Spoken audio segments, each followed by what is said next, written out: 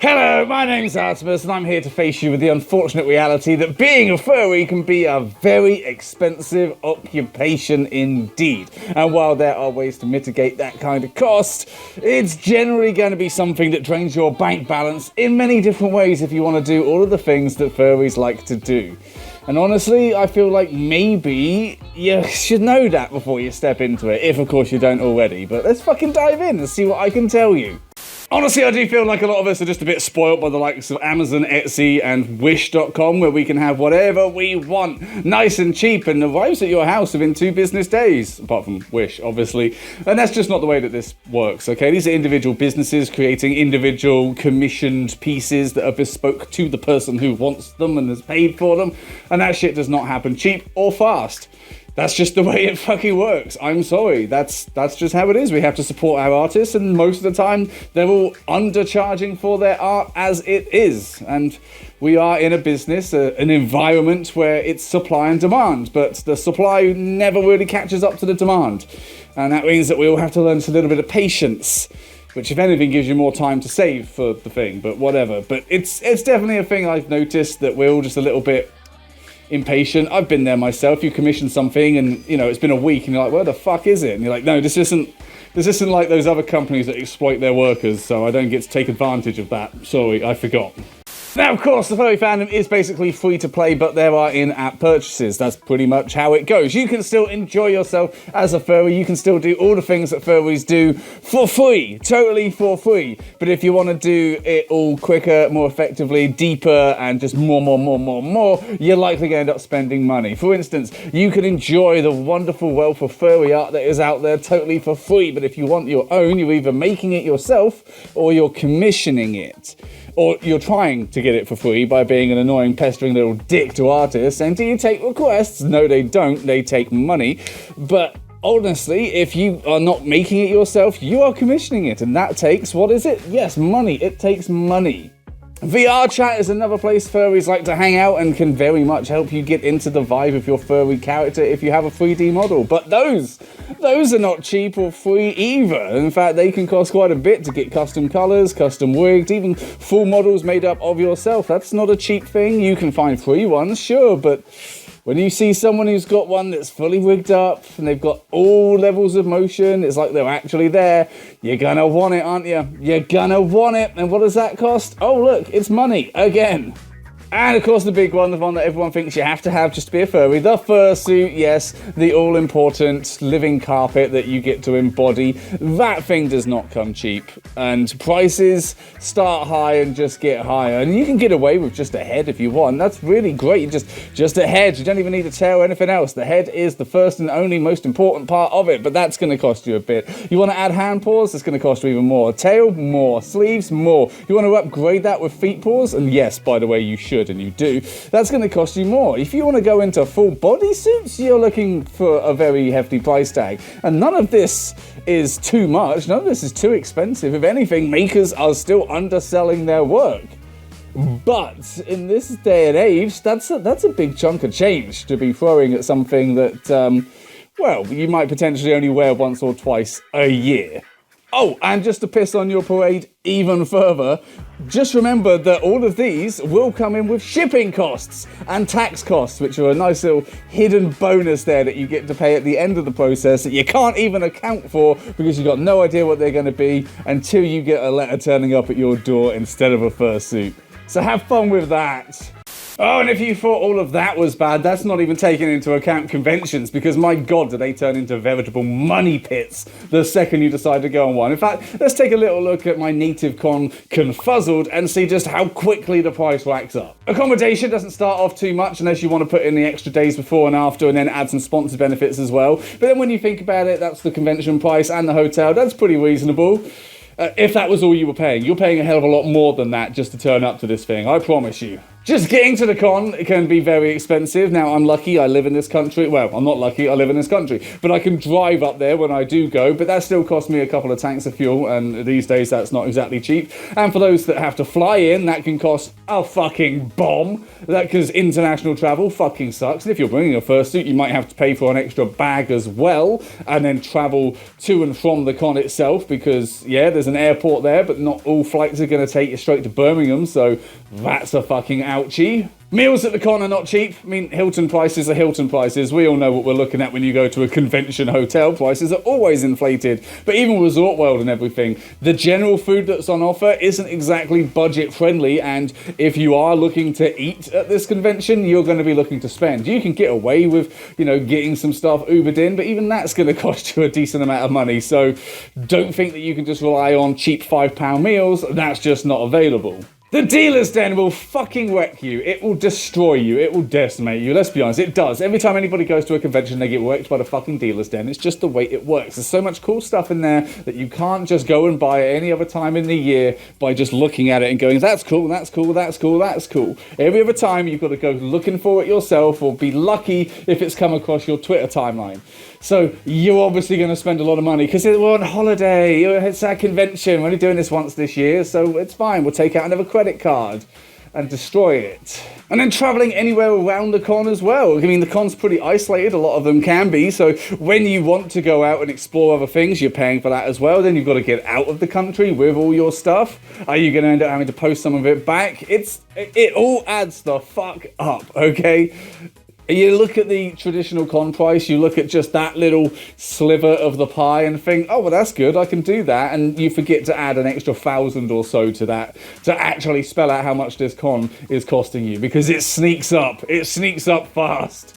Well, this is all sound like doom and gloom and that it's basically too expensive to be a furry these days, but that's not the point I'm trying to make. There are ways to save money and be a furry on a budget. Let's break them down and give it a go, shall we? Starting off with conventions. Travel is a huge expense when it comes to cons, so obviously you can negate that by ride sharing with friends. Split the cost of the journey between the three of you doing a big convoy up. You can also mitigate that cost by keeping your cons domestic if that's possible and only going to ones in your country. International travel is pricey as fuck. Avoid it if you can.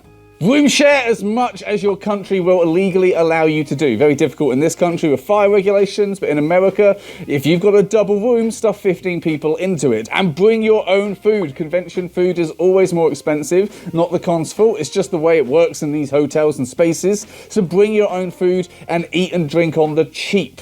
By the way, maybe also consider not staying at a convention hotel. Maybe stay further out. Maybe get an Airbnb instead. Maybe commute into the con if one of you is happy to do the drive and there's cheap parking. That can really help make a con doable if you're not having to pay and race for a, quite frankly, inflated price of a con hotel. Avoid the bar. It sucks. Everybody likes to have a drink at a con, but just avoid it. It's overpriced. If you want a drink, bring alcohol with you. Just do it in a room party. Make your own bar in your room. Enjoy yourself there. Do not fall into the trap of just wanting to socially drink and emptying out your credit card balance on it. And be strict with yourself when it comes to things like the dealer's den. Have a bit of self-control. Set yourself a limit on the exact things that you are looking for. Set yourself a limit on how many of those things you can buy. Set yourself a limit on how much you can spend. And spread your money around. Instead of just spunking your wad on one big thing, spread that around to lots of different makers. Get a pin here, some stickers there, a bookmark, a print, a commission. Spread that around and you will come away with a lot more stuff and have supported a lot more artists rather than just going in there and getting one giant fuckable plushie and being done with it. Also, it's great that you found a fursuit that you can just buy at the convention, but that could mean a new car in some cases. So really think, are you that kind of bitch that can afford that? Because if you're watching this video, I don't think you are. I mean, that's generally the convention side of things nailed down, but what about the internet side of things, about VR? Well, that's really easy, because VR chat is free. You can do that. That's easy. It's free to use. You can just get on board and have fun with it. That's the good thing about VR chat. And you can find free to use models that will just about work. You can maybe even just learn this stuff yourself. Blender's free. You can learn to do this stuff yourself if you are that committed. You can teach yourself, make it into a teachable moment, and maybe even make it into an income. You never know. So that's not a bad thing. You can definitely get on board with that. And you don't have to have all the shiny toys. You don't have to have all the bells and whistles. A general smartphone these days can sometimes be used used to get the same sort of effect when it comes to, you know, V-tubing and whatnot. So don't feel like you have to go out there and buy all of the expensive stuff. You can still enjoy yourself without having to have fucking 5-point articulation on each leg, for fuck's sake. And be thrifty! Be thrifty. So many people buy an Oculus or something without really realizing what it's for, and then decide to just go and give it a CX or fucking, I don't know what the American version is, and get it on the cheap. Like, just go to a car boot sale, see if somebody's bought it and regrets it and just wants to get rid of it. You can pick up some of these things dirt cheap if you know where to look. Be thrifty with it, and you can definitely cut some costs on all of this. But a lot of it is just reining in your expectations, because unless you've got a couple of thousand to spend, yeah, you're not having the fully articulated wig that responds to every single bodily movement you've got. And let's be honest, do you really need it? But what about the fursuit? Now, this is a little bit difficult because there really isn't a cheaper alternative that's got the same level of quality. You get what you pay for. If you want a good fursuit that's going to last, you're going to pay for that. But having said that, there are ways around that when it comes to just doing it yourself, because that is going to be the cheapest option. Doing it yourself or with friends helping you.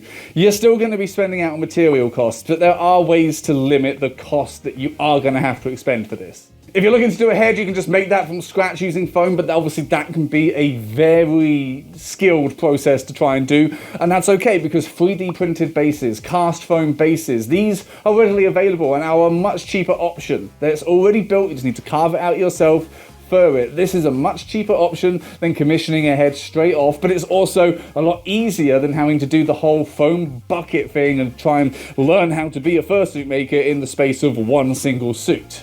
Don't be too married to your design. Change it up depending on what materials are available and cheap. If people have, you know, offcuts of fur that might work for you, grab them. If people are selling fur because they're not using it anymore, grab it cheap whilst you can.